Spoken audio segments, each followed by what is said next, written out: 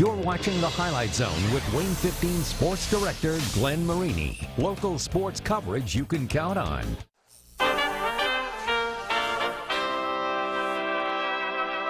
You've seen us beat them. They beat us. You know, it's going to be a good game. We know what to do. It's just a fact of perfecting it. It's a big game, and we got to keep our heads in it all season. Harder hitting people. There'll be no one that's like really soft out there. This is a great measuring stick for two of the best teams around. That's fun. You know, that's you know, we tell our kids this is why you play for games like this. We do this. We do this.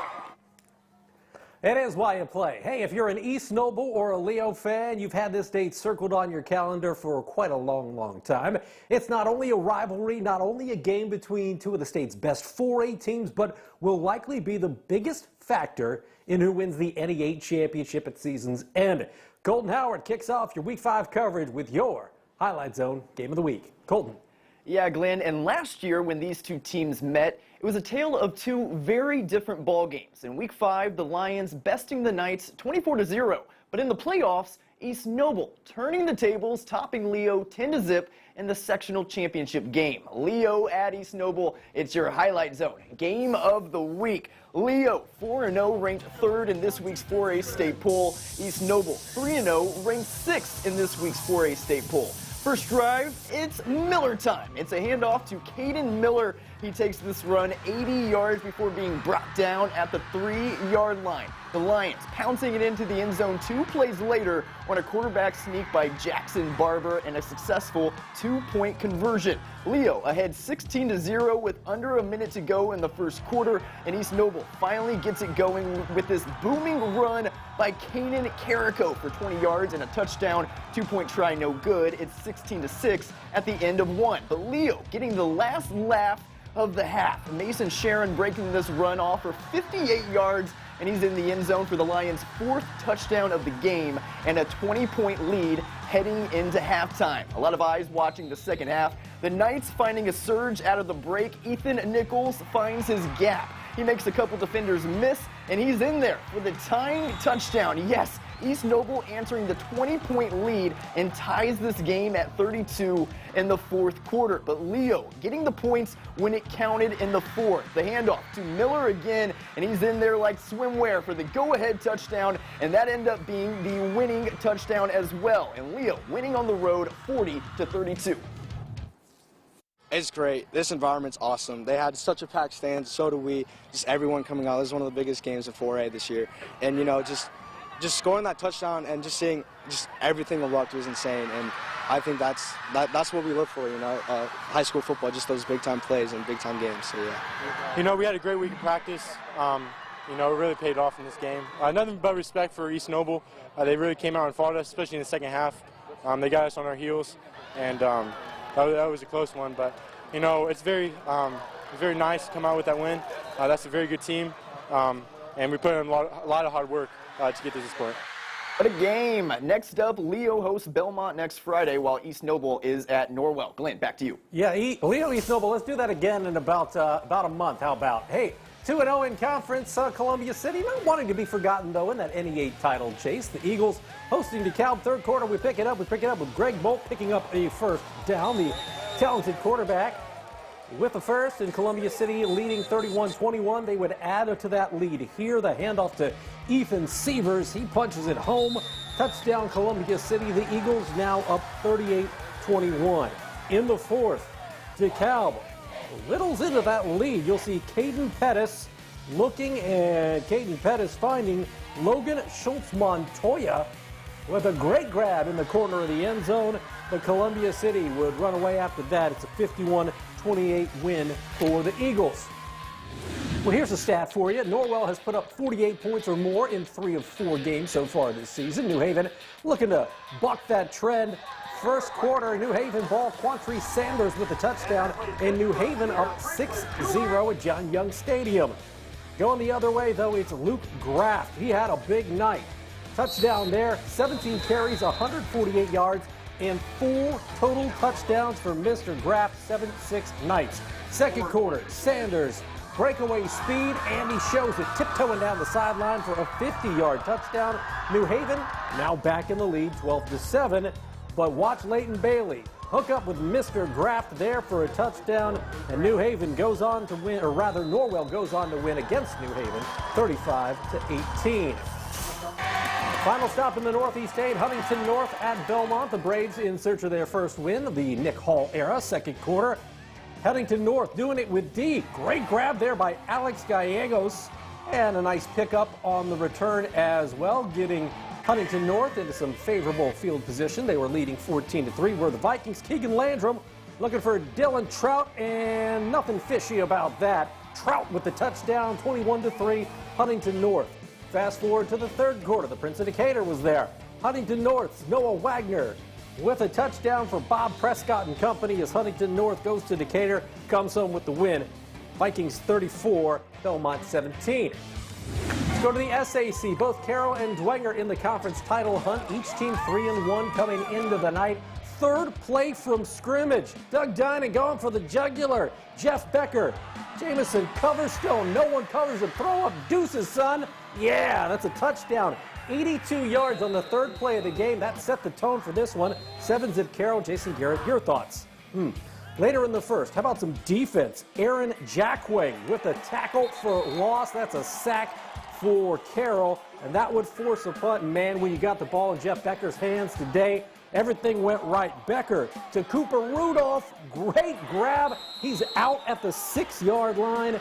Very next play, Becker to who else but Coverstone. 14-0, Carroll in the lead, and they weren't done. Becker, he would throw for 327 yards, 6 touchdowns, 3 of them went to Coverstone. This one covers 49 yards. Carroll wins 42-23. Doug Dynan becomes the all-time winningest coach in Carroll history with his 84th victory with the Chargers. At Homestead, the Spartans 3-1. The Snyder Panthers 2-1. Panthers didn't play last Friday after that Southside cancellation. Were they rested? Were they rusty? Well, it turns out they were just rested. That's Tyrese Brown breaking tackles. He had 25 carries, 157 yards, and 1 TD. You see Snyder pick up the first down. Later on the drive, Luke Hopper to Carter Wortman. Wortman with the touchdown off the play action, 7-0 Snyder. Second quarter, the aforementioned Mr. Tyrese Brown. This is that touchdown we told you about. It's up the middle for a score, 14-0 Snyder. And then Snyder with some defense here. The fumble recovery into the hands of Isaiah Maxwell. Homestead made this an interesting game in the second half, but Snyder just too early a lead, and Homestead couldn't dig out of it. Panthers win it 17-14. At Chambers Field, Bishop Luers looking to push perfection. The 4-0 Knights facing Northside, of course. Luers #1 in 2A for a reason. Carson Clark in the first quarter to Jaden Hill, and that would give the Knights a 7-3 lead. A little bit later, Clark again, the lefty, the senior. So many weapons around him, but one of his favorites is Brody Glenn, and that's why.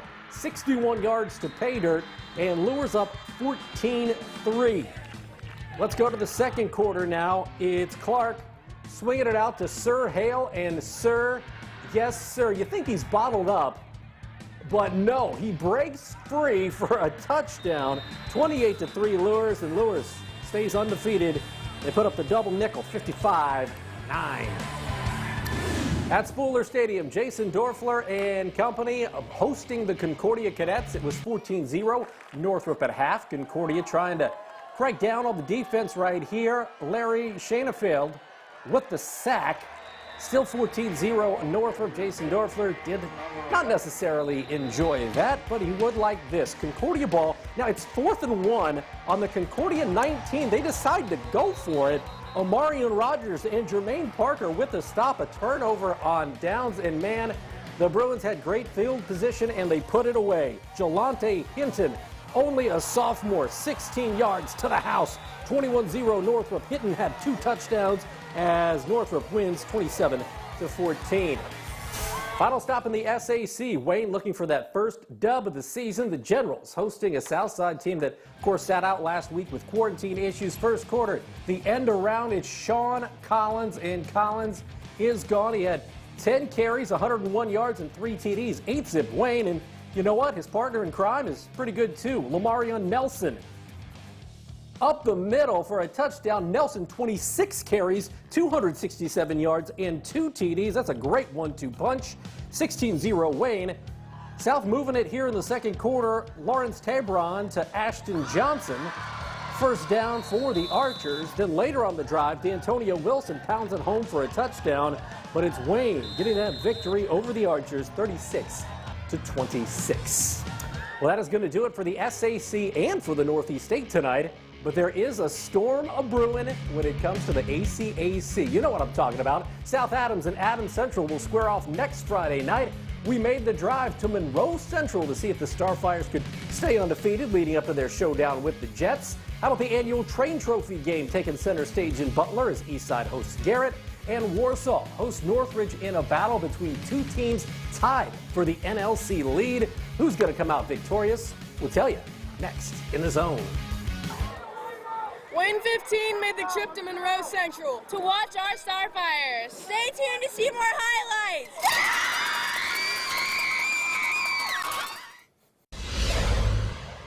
Hope you're not out of fuel. The Jets sure aren't. Welcome back to the Highlight Zone.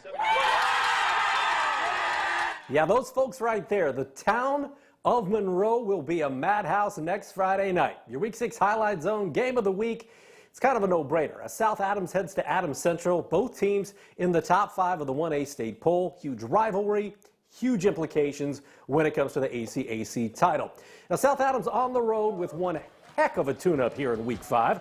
1A number 1 South Adams at 1A number 4 Monroe Central. First quarter, it's Gavin Smithson-Burciaga with the pick 6. That is one nice play. Unfortunately for the Starfires, it meant they were down 7-zip in the first quarter. What a way to set the tone if you're Monroe Central. Second quarter, the defense stepping up. Jordan Hinshaw, we've seen him make some great catches this season. Apparently can play some D as well. He gets the sack. It's still 7-0 Monroe Central. Later in the second, Trey Schock, electric. He comes up with the interception to save a touchdown in the end zone, but South Adams could not get on the scoreboard. The Starfires fall at Monroe Central 23-0. So South Adams heads to the landing strip next Friday. The Jets warming up the runway. Michael Mosier and company hosting Heritage. First quarter action, Ryan Black with the QB keeper from, about a yard out to make it 7-0 Jets. Then it's the AC defense. They've had some pick sixes already this season. This is impressive. Ryan Tester, he adds to it, and it's a 14-0 Jets lead. You think they're done? No, not by a long shot. Nick Neuenschwander, generally we get this guy catching touchdown passes, but he would run this baby in to make it 21-0 AC, and the Jets continue to look impressive, setting up a big game next week, 56-0 Jets over Heritage. Up in Butler, we're talking Train Trophy game. Two teams playing some really good football this season. 3-1 Garrett, 4-0 Eastside. Garrett striking first. Aiden Lytle looking to Trey Richards. That's a nice catch for a touchdown. It's 7-0. The big train hoping to roll, but guess what? Eastside's got Laban Davis. Laban Davis was on the Fab 15 last year as a junior for a reason. It's a QB keeper for a touchdown, and yes, he would get in there. 7-all in the second quarter, and Mr. Davis has the legs. He's got the arm as well. Carson Jacobs just wide open behind the defense for this one. It's a 53-yard touchdown, and Eastside Train Trophy bragging rights 42-14 over Garrett. Fairfield won the NECC Big Division title last year. The Falcons scoring 51 points last week in a win over Fremont. Fairfield taking on West Noble tonight. Fairfield's Carter Kitson in the first quarter. Kitson can go. Number 4 in your roster, number 1 in your hearts if you're a Falcons fan. 6-0, Falcons on top early. Fairfield doing it with D here. Jonathan Estep all up in the backfield. Big tackle for loss for old number 35 right there. Then it's a Fairfield interception for Marco Garcia. But while these highlights were all Fairfield early in the game, West Noble knows it's not how you start but how you finish. The Chargers go to Fairfield, get a win, 13-6. In the Northern Lakes Conference, 2 of the 3 teams still undefeated in NLC play coming in. We're talking Northridge at Warsaw. The Raiders ranked 7th in 4A, Warsaw 12th in 6A. Warsaw, one of the reasons they're so tough is that D, Luke Anderson, helping to stuff the Raiders' drive. They get no points out of that drive with Northridge. And then Warsaw with their classic ground and pound. Julius Jones picks up the first down for Bart Curtis and company.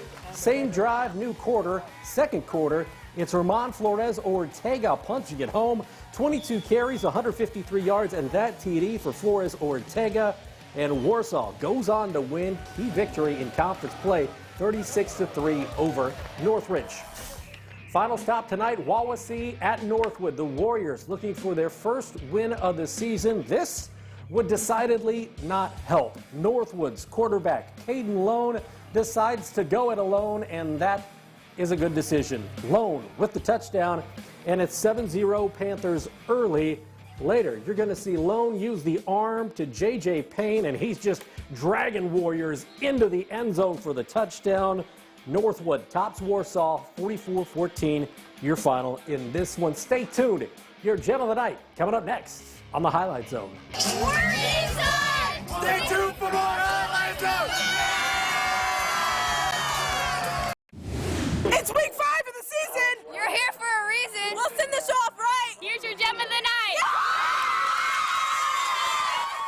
You know, last week it was Hanson Hafner climbing the ladder. The Carroll receiver with a contested catch in the end zone to take home the Highlight Zone's top honor. As for week 5, we present you with the latest Gem of the Night, courtesy of Peter Franklin Jewelers. It's another Carroll touchdown, another receiver, but it's a different guy. We're talking my man, Jamison Coverstone. Nobody covers this guy. He just seems open every single week. That was indeed the case on the third play from scrimmage against Bishop Dwenger, an 82-yard touchdown, and that set the tone for the night, throwing up the deuces. Mr. Coverstone, there it is. And Doug Dinan earns his 84th win, winningest coach in Carroll football history. That is your Peter Franklin Jewelers Gem of the Night.